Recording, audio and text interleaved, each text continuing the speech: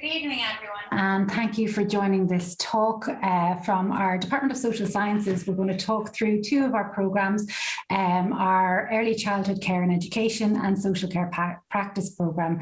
And firstly, I'd just like to introduce myself. I'm Cleo Devaney and I'm the Marketing and Student Recruitment Manager at IT Sligo.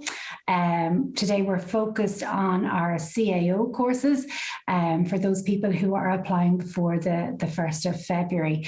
This will hopefully give you a bit of an insight into the courses that we offer, and if you have any questions as we're going through, please do feel free to put them into the comment box that's alongside this video, and our team will reply to them as we are talking as well. So firstly, let me introduce everybody. So we have Sheena O'Neill, who is the Joint Director of our programme in Social Care Practice. Hi Sheena, thanks for joining us today. Then we have Roisin McGlone, who's lecturer on our Early Childhood Care and Education programme. Hi, Roisin. And then finally, we have Emma Garvey, who is a current student of our Level 8 in Early Childhood Care and Education. So it's great to have a real diverse panel here today. And I'll just start off now by talking to yourself, Sheena. So just in terms of the programme that we offer in Social Care Practice, I know it's very popular. We are always a lot of applicants and a lot of interest in it. The programme itself is CORU approved. So for anybody who maybe isn't familiar with that, can you just give me a little bit of a brief overview of what that means for the programme and for the students that are studying it? Sure. So CORU is the health and social care regulator in Ireland. So it's a multi-profession health and social care regulator. So you'd have other I suppose it's more widely known for things like physio and occupational therapy. So it is now opening its register for social care workers. And I suppose what CORU does is it assesses third level programs to make sure that they're meeting the standards in order to produce high quality students to be able to work in their specific profession. So in this case, social care practice. Our students then have to meet minimum standards in order to be able to graduate and be able to go on the register. So essentially with CORU then, social care practice will become a protected title. This is a really big turning point for social care because I suppose social care workers have been looking for this for a very long time, to be acknowledged as an evidence-based practice approach to working with vulnerable people. CORU is very, they look strongly, their remit is public safety, and what they want is that, you know, third level institutes produce students and graduates that can meet, you know, can work in a way that protects the public, respond appropriately to vulnerable people, and, you know, take that relationship-based approach, which is very central to social care practice. So, you know, it's a fabulous thing that IT Sligo was the first social care practice programme to receive CORU accreditation, and any graduate now coming off our programme will be able to register with the professional body when it opens in 2023. Oh, that's fantastic. Like it really does. It's a stamp of approval on the programme and a quality stamp and everything, you know, so I'm sure graduates are in high demand then as a result of that. Absolutely, absolutely. And you'll have seen, you know, even throughout COVID that you know, frontline work has never stopped, and social care workers are frontline workers, and they have not stopped working throughout the pandemic. Vulnerability and the requirements for support of members of the public is ongoing. So there's a high demand for social care workers. There's always jobs for social care workers. There are so many sectors and areas for students and graduates to go into, such as, you know, child protection, jobs with TUSLA, jobs in disability services, family resource centres, homelessness, mental health. It's an abundance. It's a very exciting area to work in. Students have great opportunity to, you know, go into different fields. So yeah, it's wonderful. It's a great program. Great opportunities come from it.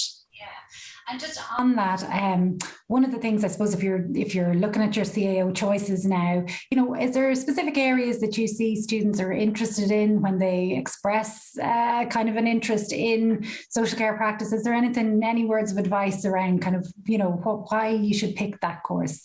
Yeah, so I suppose social care practice is very much working with the people, working with developing relationships with people who require additional supports.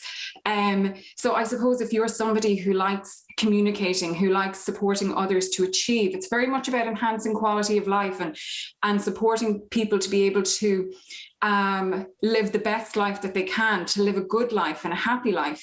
So, there's lots we have a great range of subjects and modules that students do. And some of the ones that people really speak about are things like psychology. They have a number of modules in psychology and creative practices. They do sociology. They do professional practice.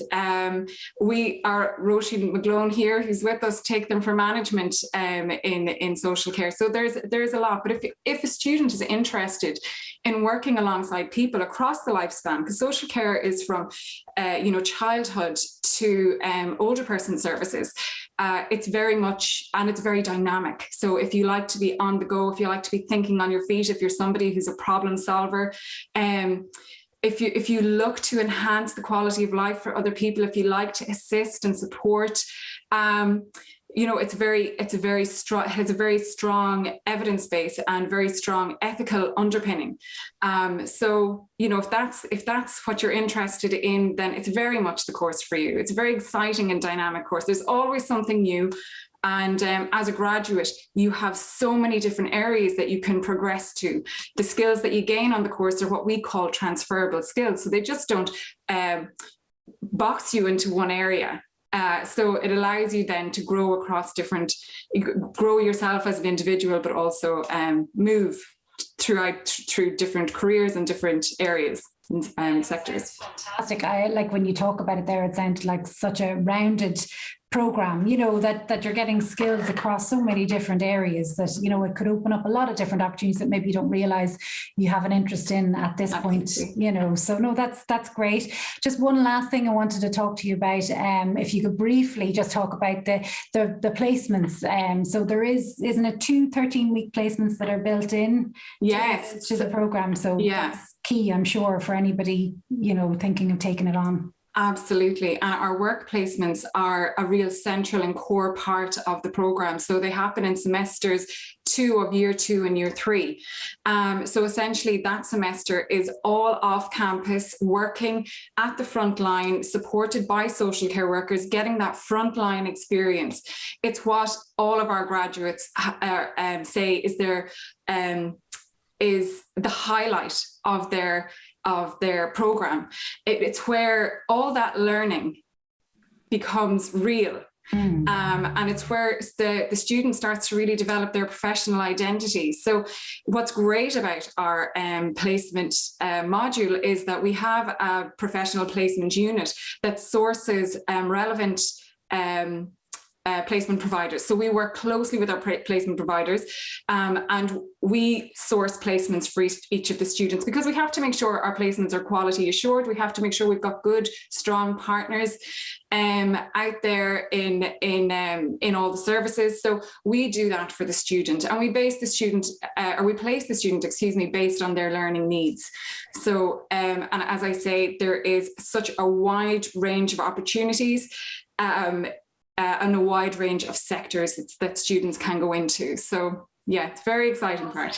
Fantastic. And again, you've given a good picture there around who would be attracted to it, what they could possibly learn, and I suppose the quality of the programme that is available at IT Sligo. So thank you, Sheena, for that. I'm going to move on now to Roisin. Thanks, Roisin, for joining us. You're going to talk to us about the Level 8 in Early Childhood Care and Education. So this is, again, a fantastic course that's been established for a long time at IT Sligo, but has recently undergone a number of changes, which will be applicable to the students who are applying this year. So Roisin, could you just talk to me a little bit about those changes? Good evening, Cleo. Thank you very much. You've just articulated that our program has been around since 2006. But if you think about our sector and you think about children and their needs and their families' needs, we have responded at IT Sligo to those changing needs. Look at the nature of the family and the nature of the children. And just think about the COVID pandemic that's around us, so we've had to respond to that. The key change in our program is that we've responded to what the sector said. We've changed the title of our program from a BA to a Bachelor of Education in Early Education and Care. We've placed a more significant focus on the actual teaching and learning of children from babies to the age of 6. One of my wonderful colleagues, Orla, who teaches psychology, talks about our students being brain builders.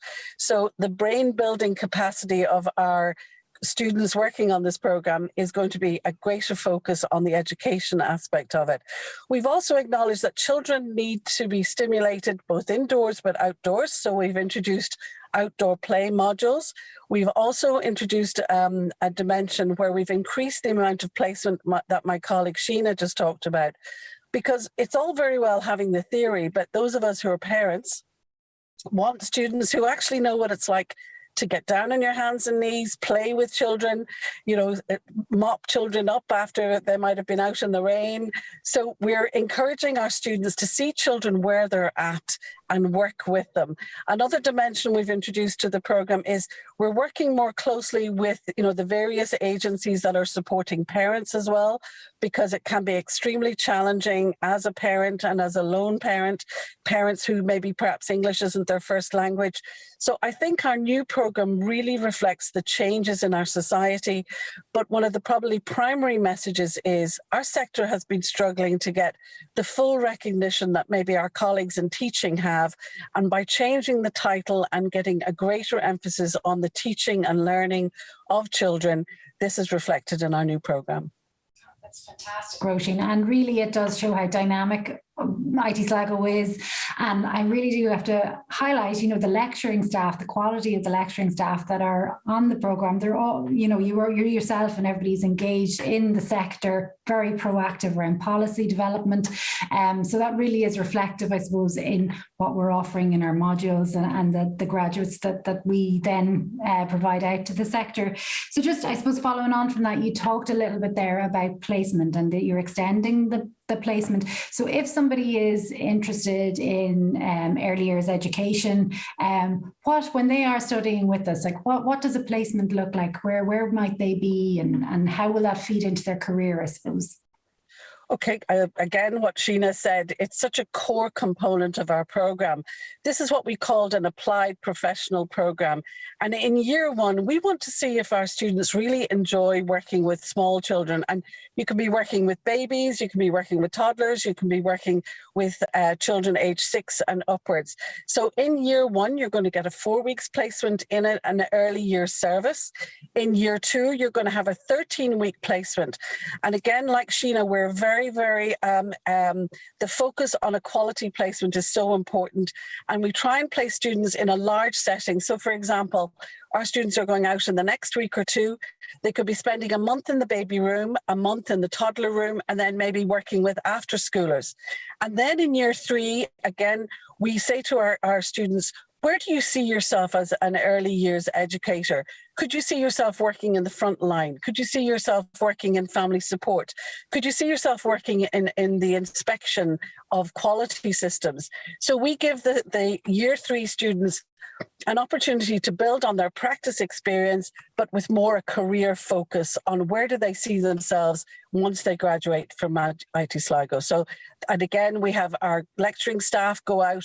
Well, we were online for the last year or so, but we go out and we see our students in practice, Cleo. We see them building the relationships with the children, building the relationships with their fellow early years educators, and in some ways, you know, working with other agencies. So it's a really holistic learning experience. And what's wonderful to see as a lecturer is, you know, our students are nervous going out in second year, but they come back after their first placement. They're walking tall, they've got confidence, but it's confirming their belief that they've picked the right course for them and their future career. That sounds fantastic, Roisin. And one of the things, it sounds really supportive as well. Like, you know, it is, as you say, it can be quite daunting. So it's good to know that, you know, you're there every step of the way with them, and reassuring them that they have kind of chosen the right path as well. I think that's something that students like to know. Right. Just on that, obviously the sector itself has faced a number of challenges, as you mentioned, and your program's responding to that. There has been a lot of positive developments recently around government policy in this area. For anybody considering, you know, going into the profession of early years, you know, what would you say to them now around kind of what the future looks like for early years? Well, as somebody who's been involved since 2000, Cleo, just even before Christmas, the government made an announcement of a very strategic workforce development plan. And that is addressing one of the key issues, which was the terms and conditions, the employment rates for our graduates, where we would look across at our colleagues in teaching and we'd look at the terms and conditions for our graduates. So there is now going to be a career pathway for our graduates. There's going to be recognition of their continuous professional development. There's going to be a recognition for further career development, both within the sector and then in some of the associated agencies. So if I was a young person, or maybe a not so young person, or as a mom whose son recently, you know, went through the CAO system, you want to know, do you have a fulfilling career path in front of you? And certainly with the government's announcements, but with the government's commitment of funding as well, there has never been a more exciting time or a more challenging opportunity to get involved in the early years. If you want to work with children, if you want to help them fulfill their unique potential, this is the time to do it. Fantastic. Thank you, Roisin. That really summarises it nicely there. I'm going to move on now to Emma, if that's okay. Emma is our current student, so is in year 4, has just completed an exam and is on her way to getting her qualifications. So Emma, if I was to talk to you just about CAO choices and maybe why you decided to pick this course with IT Sligo in early years. Yeah, so I go back a little bit. I applied to IT Sligo this time around as a mature student, but I applied initially in 2011 at the age of 18, and I applied for a business course. And at the time I was in such a rush just to get into college and just get it done, but I didn't really know what I wanted to do. And believe it or not, early years was actually my second choice at that time. So I obviously went and didn't enjoy business, and I ended up dropping out. Not because of anything to do with the college, obviously. It was just, I just really wasn't feeling the business course, and looked further into the early years one. I said, I'm going to go back and do that at some stage. And then in 2017, I decided, I was working as a waitress for too long. No, I need to just get into the field that I want to be in. And I just wanted to get involved in something that made a difference. I didn't want to be in a career that I was just constantly doing the same thing over and over. I wanted to have something different every single day.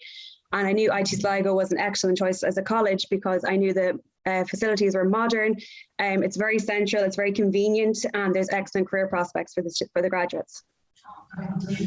And I suppose just like looking at the modules that you got to study, is there any that stand out as ones that have really kind of piqued your interest and helped you form ideas around where you want to pursue your career further? Yeah, so I've enjoyed all of the modules, but to pick maybe a handful of them, creative practice was a massive one for me that I really enjoyed. It's not just a chance to kind of get creative and being imaginative, but it is also very therapeutic.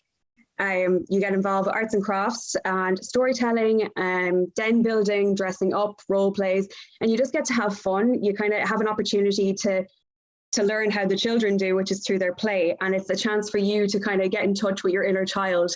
We all have one, and it's just a chance to just have loads of fun with your colleagues and have that kind of have that confidence in yourself to just go and be the child. Another one was inclusive practices. So you learn how to create an inclusive environment for all children, which gives particular considerations for children with additional needs and their families. And it helps us understand that children are unique individuals and everyone requires different supports from their teacher. It also helps us learn how to be flexible and adaptable and creative in our teaching approaches. And lastly, I move on to a more kind of a recent one, was emerging as an early years professional, which Roisin is actually part of. And it kind of teaches you how to be as a professional when you leave college. It kind of supports you in the transition from moving from your college years into your professional career. And it was really nice to kind of have a module that focuses on you as the person going out and have that support system there. Gives you a bit of confidence. And just on that, Emma, you know, we talked about placements there. Did you get a chance to go on placement? Yes, I did. I got to finish my placements, luckily. Now, they were interrupted with the lockdowns and everything else, and there was delays, but luckily I got to finish them all. And my visiting tutor, who was Roisin, she was so supportive throughout the lockdowns and stuff, kind of just checking in, seeing how we're getting on, even the settings as well, as they've said that the way they select the settings, they were so supportive. And yeah, I just enjoyed it all. I didn't find the lockdowns kind of got in the way of the process. It was a kind of a light bulb moment. I think that you finally kind of get to put your theory that you've learned in first and second year into practice, and then you have that moment where you're like, absolutely, this is what I want to do. Sounds lovely, and that's what everybody wants, I suppose. You know, when they choose their paths, that happens. You know, so it's a good way to make it happen in placement. And just finally, I know we're kind of short on time. I'd love to keep talking, but your career goals. You're almost finished. So have you thought about, you know, where you want to progress on to, or where you want to work? Yeah, so my plan at the moment, now I haven't found a change in my plans, but the plan at the moment is to get a job in an earlier setting to gain some experience, because the only experience I've had is through placement. And then I will be returning after a year or maybe two to IT Sligo again to do the master's program in leadership and advocacy for the early years. I've decided that I just want to be part of making positive changes in the sector, and I think over the next few years it's going to be very challenging, but it's going to be very exciting, and I'd love to be a part of that. Fantastic.